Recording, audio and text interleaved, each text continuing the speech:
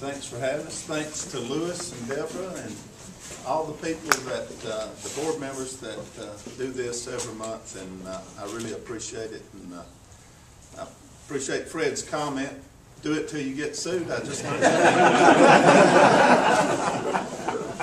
I always learn something from Fred. He's usually got a camera. Do it till you get sued. That's a good one. I appreciate Barry's comments. And you know, Barry, I know I came to talk about the state of the county, but I agree with what you did based on why you did it. There's a lot of conservative minorities, and I'm not going to talk long about this, but there's a lot of conservative minorities and Hispanics that feel left out. And I think they're voting for the other side just because we've excluded them. I'm talking about Steve Taylor too. So I can appreciate where he's coming from with this. And if you think deep about this, he's right. And it wasn't an apology. And when I heard it on the radio, I knew there was more to it than just an apology. And I think I told Sandy that, you know, there's more to this than I knew Barry and I knew his conservative principles. But there's more to it than just he apologized for something that he didn't do. So I agree with that, and I appreciate you taking a stand and doing that. You know, doing right's not always popular, but thanks for doing that. This is Sandy, my wife. If you hadn't met her, try to introduce yourself before you leave. The first week at work, it was a Friday night, I came home and I said, this is the first time in 39 years I hadn't drawn a check from Taylor Farm Supply. And she said, no, by the way, I gave myself a raise today.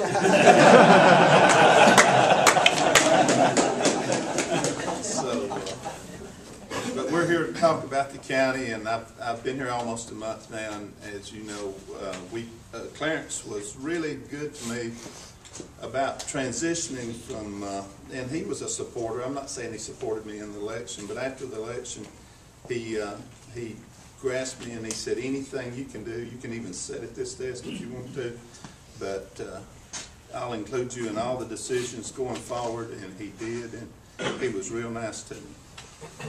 But the county has, before we talk about money, the county has no long-term debt. If you look at cities like Atlanta and Macon and some of those cities, I think they borrow money. Atlanta's actually, I think, in debt over $1 billion because of their sewage system. They bonded it over 30 years. The county's got none of that. We've never done any of that, and we don't intend on doing any of that. But we do issue TANs, and we've been doing that for the last 3 or 4 years, and that's short-term debt. Tax anticipation notes.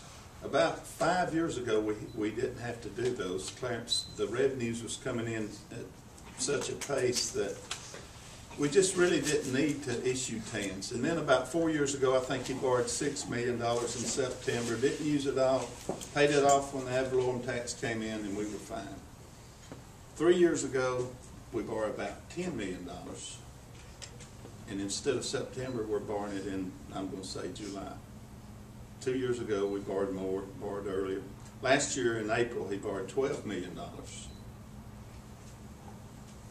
Paid it off in November. This year, in March, I'm going to have to borrow $14 million, or thereabouts. We're not exactly sure yet, but it's probably going to be around $14 million. We're reaching a point to where you can't borrow but 80%, I believe it is, Jeff, of your anticipated ad valorem tax that's coming in the fall. So we've just hit a ceiling as far as borrowing goes. About 5 years ago, when he didn't have to borrow money, we had 900 county employees, full-time employees. Today, we've got somewhere around 710. Every department that I visit, I say, what is your needs? And they say, I need another staff member. I need 3 staff members. And we're at a critical point to where we're not going to cut many more staff members without cutting some services. So I want you to be mindful of that. Hopefully this year, revenues will increase and we can stop this trend. And it looks like with Lake Point coming on, and we'll talk about that in a few minutes, it looks like that in the future that could change, but that's not going to start till 14th. But hopefully we're going to stop this. We spend about $12 million on insurance, health insurance in Bartow County. We've got a really good insurance plan. Maybe too good. We spend 18% of our payroll on a pension.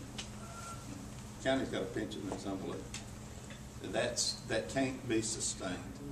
We are going to have to change it. I'm not saying I'm going to change it for the people that's already working, but in the future, it's got to stop. Public employees shouldn't have so much better benefits than private employees. We've just got to get on par with private industry. Those employees that's worked 25, 30 years that are there, I'm not trying to cut their benefits. I'm just going to start with a new plan, maybe pay half as much into a plan, and maybe do a 401k that the employee can pay. You know, I think any retirement plan the employees should share with it just like the employer does. It shouldn't be top-heavy employee. Like I say, there's no long-term debt. We've got a hiring freeze with the county now, and that's full-time employees. And I expect that to continue. If somebody leaves, we're probably not going to replace them, even though we are short-handed, unless it's in the fire department.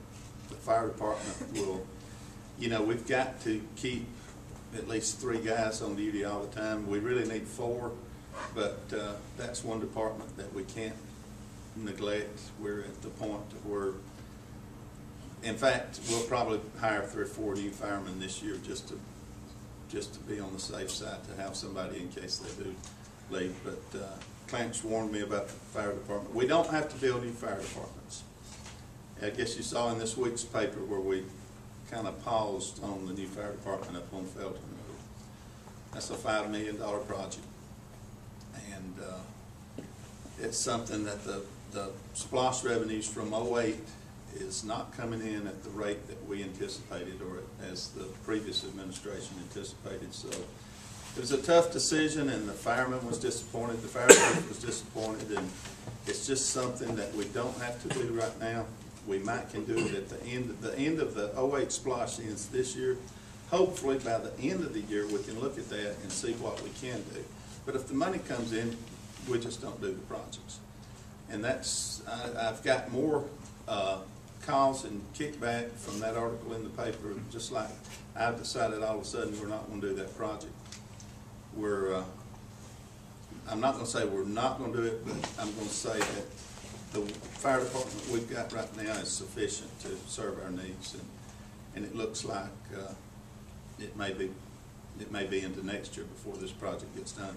If it does get done, it'll be with the 08 vote and the 08 SPLOST though, and not with the new SPLOST. But times is tough in Bartow County as far as the budget goes. I've turned down request after request after request. I was told that one of the things I'd have to learn to say is no. It's like saying no to your kids sometimes. It's some requests, and I know they're needed, but when the money's not there, we're not going to spend it. My aim someday is to stand in front of you and say, we haven't issued any TANs this year. That would be a great thing to say, but it's going to be a process, and I hope within 4 years, maybe the revenues will be such that I can stand up here and say, we're not borrowing any short-term money this year. We don't have any county employees on furlough. And by the way, every county employee is still on furlough. My number one goal with county employees would be, let's get them back working full months with pay. The benefits may not be the same, but let's get those folks back working full time and eliminate furloughs first, and then we can go forward with other benefits. But there's some morale issues as far as furloughs, 5 years going on 6 with no pay raises. So that's not good if you're a county employee, I guess. But if you look at, and I tell people, I say, well, look at private industry. My folks in my business hadn't had a raise in 5 years, you know. But you do have better health benefits than our folks have. And you've got a pension that my folks don't even have. So there's some benefits out there, and but I guess if you're used to something for years after years, and I said I wasn't going to use this word, but sometimes I don't want county jobs to be looked on as an entitlement. And sometimes state, county, federal jobs do become entitlements. Sometimes a job is a political favor that you're giving somebody to that maybe supported you. I hope people don't say that about me in the future, you know. and I'm trying my best to avoid such things. But there's a lot of good things going on in Bartow County, and I'll start with Lake Point. The road should start mid-March to the 1st of April. The money's there, and thanks with Jeff Lewis's help and the DOT board, we've got about 80% of the money from the DOT, and I think it actually came from the Economic Development Department in the state, but Jeff helped guide that to us, and the county's putting in $1.7 million of their money through the County Development Authority, and that should be let to build sometime in March. Actually, grading should start maybe around the 1st of April, we hope. So that's a good thing. Bass Pro, as y'all know, is signed on. That's a done deal, and they won't start on that until the road's in. So you're looking spring or summer of 14 before that gets started. Up at Cass White, there's things all over the county good happening. I think we've got so much potential. Cass White, Vostapine is getting ready to start their construction. They should be moving dirt in the spring. Initially 220 jobs with a $62 million investment. And the good thing, they have a phase 2 right behind it that we think is going to double it. So we're looking around 450 jobs. Also, there's a sister company we're hoping, and this is something that Clarence announced, and I don't think he was supposed to, but when they came, they took an option on 20 acres of land right beside the land they bought. And we're hoping that maybe if this works well for Vostapine, and they think it will, that there could be another company. Now, these are good paying jobs. Europeans pay good wages. And you know, they don't care if a union comes in or not. They're not going to be union jobs, these aren't. But because they pay prevailing wages and they treat people right, they don't need them. And that's the kind of jobs I would like to see for Bartow County. Lake Point, you're talking about 10 to 20,000 jobs. That's a big range, but who knows how many it could finally be. Those are not going to be the paying jobs that Vostapine will be. Lake Point jobs are going to be a lot of service jobs, and I think it'll be good for Bartow County, but the really good jobs will be manufacturing jobs. And I think manufacturing in the United States is coming back with our energy prices, and now we're able to drill, and natural gas is at an all-time low. And with technical training, as Matt said, you know, education and our tax base in Bartow County, we've now got some colleges here that's ready to go, and industries are looking at us like, gosh, this is the place to be. We've got I-75 running right through the heart of our county, and I can see nothing but good things happening to us going forward, and I intend on doing my best to make that happen. We've got Advance Adairsville up in Adairsville, and I don't know how many of you have heard of that. I know Chris Coomer may have worked with this group, but Yanmar came up with an idea. You worked with him yesterday. Chris can speak to this a lot better than I can. All I know is that Yanmar is going to support any kid in Bartow County that wants to get a GED.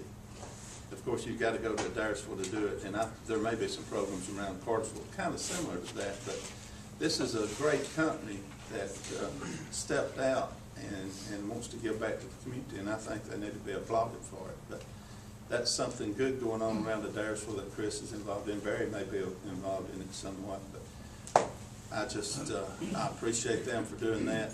And like I say, when these companies move to Bartow County, one of the #1 things they're looking for is skilled workers. You say, well, we've got an 8% unemployment or 9%, whatever it is now.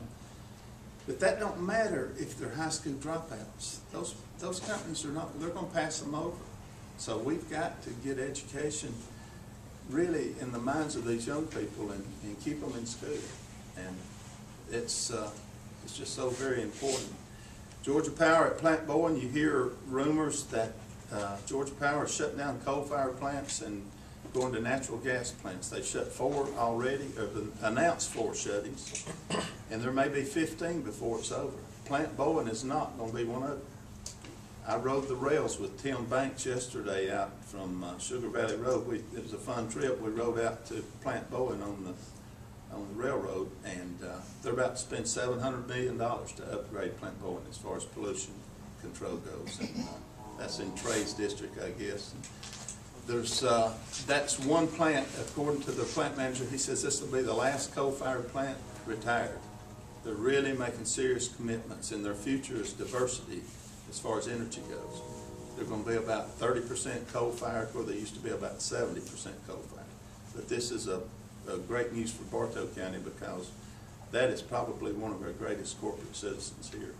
They're always there, and they step up to the table whenever we need something, and they're really committed to Bartow County. Toyo Tire, they're set to hire 350 more people up in White. They pay good wages. They're working around a little over 1,000 now. I think their plans to go to 1,420 people, according to what Melinda says over at Economic Development. That's turned into a great move for Bartow County. There was a lot of controversy when they first announced, but it looks like that's one of the best moves we've ever made, really, as far as recruiting industry. And they're very conscious also of technical training. And Chattahoochee Tech and the program that's going on over at the Old Cass High School, and the programs that you guys have helped with as far as education and technical training, we do appreciate it. But that's about it. And Lake Point is coming on, and it is going to happen. Everybody had their doubts, and as Matt said, and Freeport. Let's talk about Freeport. I talked to Matt earlier, and Fred Kittle and I have been talking about it. We need the support, even though the school board don't have to agree with the commissioner putting in Freeport. I would never do it without the support of the school board. And I'm a free enterprise capitalist American. I believe free enterprise will reign in the end of the day. And I think that if we can make it attractive for companies to come to Bartow County, I think, as Matt said, at the end of the day, we'll be far better off revenue-wise than we will taxing these companies, because we never know which companies is going to look at us, and they look at the map and they say, oh, Bartow's got Freeport, let's just check them off our list. According to Melinda, she says, we don't know how many people pass us by because we're not 100% Freeport. Today, we're 80% Freeport. The county comprehensive plan is going to be back up online. Do you know why I can't get a copy Peter of it? Olson's working on that now. Pardon me? My county administrator is working on that. And we're also working on a new website, a new county logo, and things that we're going to freshen that up some. Do you know when it'll be available? And I'm sorry, I didn't know. No, I don't know when. It should be within the next few weeks, hopefully a month. I'll find out that. You can give me a call tomorrow and I'll find out more. Okay, thank you. Yep, thank you. Question for you, Roselawn.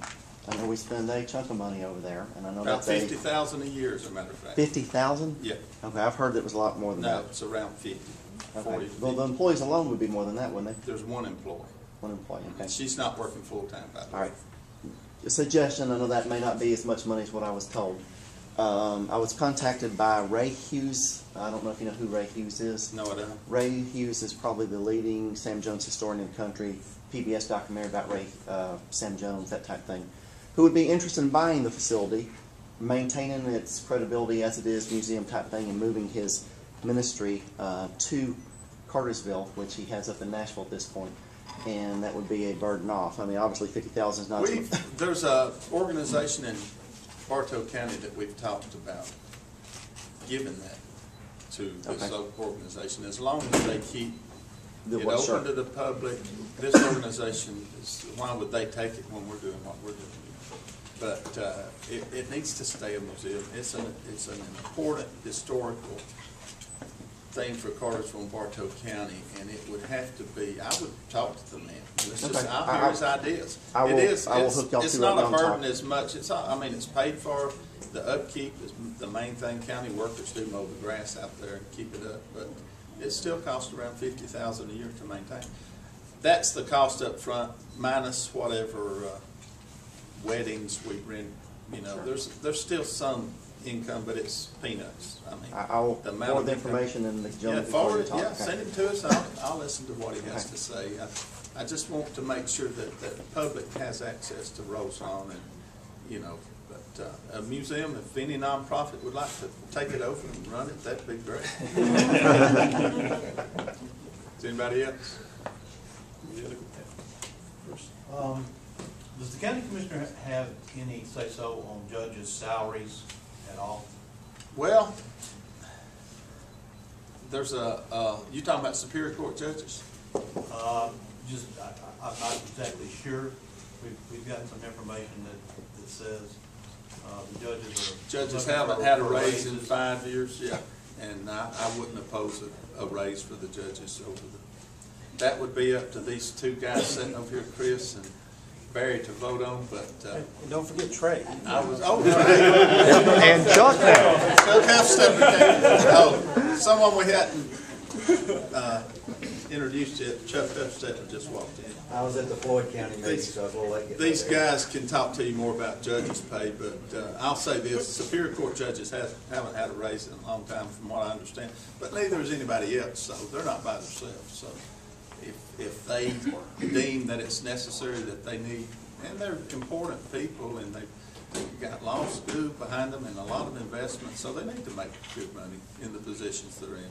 I would not oppose if these guys want to give them a raise. And it will cost the county some money if they do so, because I think in the Cherokee district, we pay 2/3 of the judge's salary. Bartow pays 2/3 and Cherokee pays 1/3. Is that right? Isn't that right, Kristen? Well, the state pays. I mean, we pay A the base. supplement. On the Yeah. supplement, we pay 2/3 of the supplement. Yeah. I'm sorry. It's about, it's either 2/3 and one or 65, 35, Something like that, based on population. I'd just like to say thanks for making that tough decision on the fire station. It's easy to spend Yes. money, but it's hard not to spend money, and I'd like to thank you Yes, for thank making you so that. much. And on that note, the comments I got on a couple of calls I got was, well, it's splosh money. You know, well, okay, it is splosh money, but it's still taxpayer dollars. That's right. But it's splosh money. It's like if it's splosh money. And I will say, we got a call from Gabe Egan. You folks may know him. He works with Morgan Keegan, and they do our bonds when we bond against a splosh or whatever. The projected 14 splosh, when we voted on it, we just projected there's going to be around 240 million raised. Well, would anybody want to guess what we think is going to be raised now? And it's going to be less than 240. 130. It's a big difference. So you've got to plan accordingly. And that's what's happened to our new fire station and facilities. And another thing about the fire station I didn't mention. When we build a new fire station or any building in the county, the money don't stop when the building's built. It's just really starting. Right. You voted to build that building. When you start staffing it and paying pensions and insurance and salaries for all these people that staff it, that's money that goes on forever. So that's another thing. We've got to be mindful when we vote for splosh. Personally, I like splosh, but I like it for roads and sewage and water and infrastructure, things that we really got to have, you know. And then if we got any extra, if revenues increase, let's see fit to build some buildings. I know a lot of buildings need to be built with splosh, but just don't build unnecessary things that we can basically live without, you know. So that's just my ideas. Yes, sir. Steve, I'm a former Bartow County firefighter. I'm retired now. And I have a question that you can check on. We brought this up to former Chief Bailey. Bartow County and all of us in the fire service at that time, we were wanting small rescue trucks to run these medical calls. Now, and we've asked the same question, why are we running these $150,000, $300,000, $500,000 trucks down the road? And Bartow County had all these smaller trucks to do that job with, and it would cost less money as far as maintenance-wise, tire-wise, fuel-wise, to run these rescue calls with these smaller trucks instead of using these larger trucks. Oh, I you're know right. you have a situation with manpower there, but I'm thinking in the outline stations, and some of these outline stations, instead of running that $500,000 truck down the road, because you've already got the smaller truck in the fire service, why not put them back? I asked the same question, and here's the answer from our fire stations are undermanned. We've got 3 guys there. Right. All right, if 2 guys run that, in that Suburban, let's call it a Suburban. If 2 guys run to that wreck in a Suburban, and and then that station gets a call out, we've got one man running a $500,000 truck to a fire. The other stations may or may not can take up the slack and bring a manpower over or whatever. That's logistical questions, and I know there's answers to it. Right. But another thing, here's the thing I would guard against. Buying other Suburbans for every fire station. That's another truck somebody's going to be driving home probably, and that's what I'm parking cars now, and I'm getting some pushback from it. But I want to make sure that our assets are where they should be, and we've looked at that already, and the fire chief has got his own opinions about that. But we may actually do that. The city of Arlington, Texas, we just looked at a brochure on what they're doing on the same thing that you're talking about, running a lesser expensive, smaller truck to the Rex instead of running the big $500,000 engine to the Rex. And you can do that logistically, because what Chief Bailey, we were doing it, Bartow County has done it in the past, and it saved the county money. If you sent, we would leave, like you say, 3 men to the station, 2 men would stay with the engine in case you had a house fire. That 1 man would run that small rescue truck on that wreck if he needed help, or know he's gonna need help, because you're gonna have the EMS personnel there with you anyway. Right. You would call your next closest station that had a truck to come in. Of course, you've run 2 smaller trucks, and you've got 2 people, which basically you're gonna have 2 people on the big truck. But it's still gonna be cheaper, if you look at it, to run those 2 trucks down the road than it is that 1 truck. Thank you. You know, Glenn County, here in Georgia, used to, when I worked there, usually ran the small rescue trucks. They might still be doing it. You might want to look at it. I think there's a few counties around that do run the small. They work rescue real good trucks. down there. It's another, can we spend enough money to buy, those, the truck yeah, belongs 50, you're looking at $60,000, $70,000 to put. Now, how many stations have we got? We'll Right. start looking at $1 million, so. Yeah, but Steve, you've got those trucks in service now. We don't have the trucks that you're talking about putting in service. We've got the $500,000 Yeah, you trucks. still have the small rescue truck. We've got a few, Yeah. yeah. Anybody else? Thank you.